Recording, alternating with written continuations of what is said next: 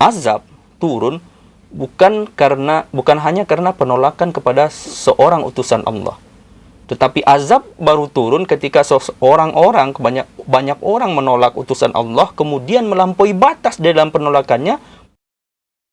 एक तूफान है खुदा के कहर का अब जोश पर. Bismillahirrahmanirrahim. Assalamualaikum warahmatullahi wabarakatuh. Dalam video kali ini saya ingin membahas tentang wabah ta'un yang terjadi di zaman Hazrat Mirza Ghulam Ahmad, pendiri Jemaat Ahmadiyah, Al-Masih dan Al-Mahdi yang dijanjikan alaihi salatu wassalam, yang terjadi pada tahun 1902. Nah, di dalam pembahasan ini saya khususkan pembahasannya tentang reaksi umat beragama atau upaya-upaya yang dilakukan umat beragama untuk menyelamatkan diri dari wabah ta'un ketika itu. Nah, serta apa hasil akhir yang mereka dapatkan dari upaya yang mereka lakukan. Nah, kemudian solusi atau obat apa yang ditawarkan oleh Hazrat Mirza Ghulam Ahmad alaihi salatu wassalam untuk selamat dari wabah ta'un. Ini menjadi suatu pertanyaan yang menarik. Nah, dapat saya sampaikan juga di sini, salah satu inspirasi saya membuat video ini adalah video dari Ustadz Rikal Dikri Mutahari di channel beliau Agama Akal TV. Salam ta'zim untuk Ustadz Rikal Dikri kalau beliau menonton video ini. Nah, linknya nanti saya kasih di deskripsi. Dalam video itu beliau membahas tentang sebuah syair yang biasa dipakai umat Syiah dan dikutip pula oleh Hazrat Mirza Ghulam Ahmad di dalam buku beliau, di dalam risalah beliau, yakni risalah Dafi'ul Bala, yang bunyinya, li khamsatun utfi biha harral waba'il hatimah al-Mustafa wal Murtada wa benahuma wal Fatimah. Nah, namun ada yang perlu dijelaskan supaya tidak ada salah paham tentang statement di akhir beliau. Beliau berstatement bahwa Jemaat Ahmadiyah juga pernah menggunakan syair ini gitu. Nah, apakah memang demikian? Apakah Jemaat Ahmadiyah memakai syair ini sebagai penangkal ta'un sebagaimana orang Syiah ketika itu? Nah, simak videonya sampai habis, nanti saya akan jelaskan jawabannya. Nah, perlu diketahui bahwa risalah Dafi'ul Bala ditulis oleh Hazrat Mirza Ghulam Ahmad pada tahun 1902 ketika wabah ta'un sedang merajalela. Wabah ta'un menyelimuti Hindustan, khususnya Punjab ketika itu. Beliau menulis risalah ini sebagai bentuk simpati terhadap umat manusia, umat beragama ketika itu yang sedang bingung, yang sedang galau mencari solusi untuk selamat dari wabah ta'un ini. Nah, dengan beliau menawarkan obat mujarab untuk selamat dari ta'un, ya kan? Nah, apa obat mujarab itu? Nanti di bawah akan saya jelaskan. Nah, saat itu umat beragama menunjukkan berbagai macam reaksi dan upaya untuk selamat dari wabah ta'un. Misalnya saja ini, Sekretaris Anjuman Himayat Islam Lahore, Mia Syamsuddin, dalam istihar dan selebarannya pada bulan April 1902, beliau mengajak seluruh firqah Islam untuk berkumpul bersama di lapangan-lapangan untuk berdoa dan sholat sesuai dengan cara-cara mereka masing-masing. Nah, beliau menyampaikan dengan ini nanti wabah ta'un akan bisa hilang. Nah, tapi di situ beliau tidak beritahu upaya apa yang harus dilakukan gitu. Nah, namun tentu cara beliau ini, ajakan beliau ini tidak akan berjalan lancar. Kenapa? Karena waktu itu firqah-firqah memiliki fikih yang berbeda, memiliki kepercayaan atau aliran fikih yang berbeda. Misalnya Wahabi dengan Hanafi yang berbeda di dalam perkara solat. Wahabi menganggap solat tanpa Al-Fatihah tidak sah, sedangkan Hanafi menyatakan sah-sah saja. Dan banyak masalah lainnya sehingga usulan ini susah untuk terjadi gitu. Nah, semua orang ketika itu sangat ketakutan. Sehingga Hazrat Mirza Ghulam Ahmad menyampaikan bahwa di rumah-rumah orang Syiah di perkampungan Syiah tertulis syair yang tadi li khamsatin tadi yang di atas saya sebutkan tadi. Nah, yang ini mereka meyakini bahwa dengan syair ini mereka akan selamat dari wabah taun begitu. Tetapi justru mereka terkena taun juga.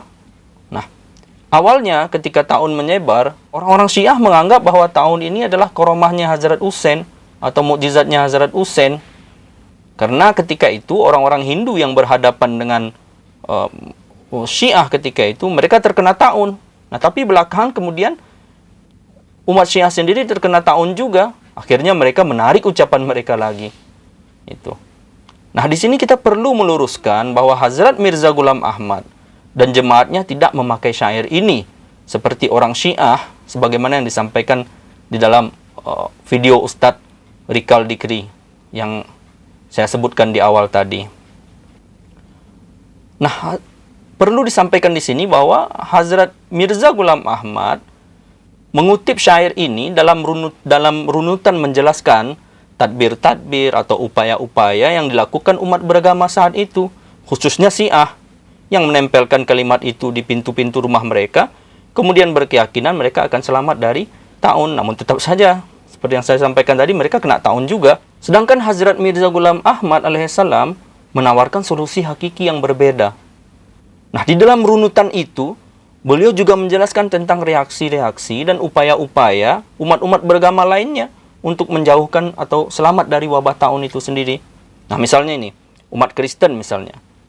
Mereka menyampaikan tidak ada solusi lain untuk selamat dari taun selain beriman bahwa Isa alaihissalam atau Yesus Kristus itu adalah Tuhan dan meyakini akidah kafarah. Itu umat Kristen.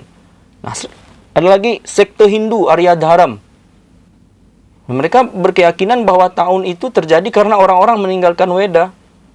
Dan tidak ada lagi cara lain untuk selamat itu kecuali beriman kepada Weda, mengamalkan Weda.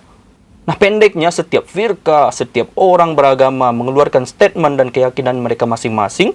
Kebiasaan umat beragama memang ketika wabah menjangkit, kemudian solusi tidak bisa ditemukan, mereka cenderung kembali kepada agama. Sebagaimana yang disampaikan oleh Khalifah Islam Ahmadiyah, Hazrat Khalifatul Masih Al-Khamis, Khalifah Ahmadiyah yang kelima, pada khutbahnya beberapa minggu yang lalu. Nah, sekarang apa yang ditawarkan? Ini kan jadi pertanyaan, apa yang ditawarkan oleh Hazrat Mirza Ghulam Ahmad alaihissalam? Nah, beliau menyampaikan bahwa berkenaan dengan terjadinya taun, beliau sudah menubuatkan dan menyebarkan nubuatan tentang taun di selebaran-selebaran 4 tahun sebelum wabah taun itu sendiri terjadi. Di dalam selebaran itu, di dalam pengumuman-pengumuman beliau bersabda bahwa beliau melihat di dalam kasyaf di Punjab akan muncul wabah taun. Dan konsekuensinya, jika orang-orang bertobat, maka taun tidak akan menyebar luas. Dan Allah Subhanahu wa Ta'ala akan menghilangkan wabah taun. Namun alih-alih bertobat, justru para penentang beliau alaihissalam lebih keras lagi dalam penentangannya. Mencaci maki beliau, bertambah keras mencaci maki beliau, mengatakan nauzubillah beliau kafir, dajjal, dan bahkan melakukan upaya-upaya untuk membunuh beliau. Nah, karena taun adalah sebuah tanda dari Allah Subhanahu wa Ta'ala untuk kebenaran dan merupakan bentuk kemurkaan Allah Subhanahu wa Ta'ala atas para penentang beliau yang sudah melampaui batas, baik itu muslim maupun non-muslim, yang tidak mau berhenti dari mencaci maki dan mengatakan beliau kafir, dajjal, dan bahkan ingin membunuh beliau, maka Allah Subhanahu wa Ta'ala menurunkan azab kepada mereka dalam bentuk taun. Dan perlu diingat bahwa azab turun bukan hanya karena penolakan kepada seorang utusan Allah, tetapi azab baru turun ketika banyak orang menolak utusan Allah, kemudian melampaui batas dalam penolakannya, menentang sedemikian rupa, seperti misalnya halnya Hazrat Mirza Ghulam Ahmad dicaci maki, dikatakan kafir dan sebagainya. Dajjal ingin dibunuh. Nah, barulah Allah Subhanahu wa Ta'ala menurunkan azab dalam bentuk wabah taun yang dikabarkan oleh Hazrat Mirza Ghulam Ahmad melalui wahyu dari Allah Subhanahu wa Ta'ala 4 tahun sebelumnya. Gitu. Nah, maka dari situ satu-satunya cara untuk selamat adalah dengan beriman kepada beliau, atau setidaknya berhenti dari mencaci maki beliau. Nah, Hazrat Mirza Ghulam Ahmad sampaikan juga, dokter-dokter berupaya dengan memberi vaksin ya kan, memberi vaksin. Beliau memuji upaya pemerintah itu dengan vaksin. Tetapi beliau sampaikan ini bukan suatu obat yang hakiki. Oke, dalam suatu batas tertentu orang-orang yang divaksin tingkat kematiannya lebih rendah daripada orang yang tidak divaksin. Nah, meskipun beliau ketika itu ingin memakai vaksin juga, tetapi Allah Subhanahu wa taala melarang beliau melalui wahyunya bahwa wabah tahun ini adalah untuk kebenaran beliau. Jadi beliau dilarang dengan jemaat beliau untuk memakai vaksin. Nah, ini diterangkan di dalam buku Bahtera Nuh.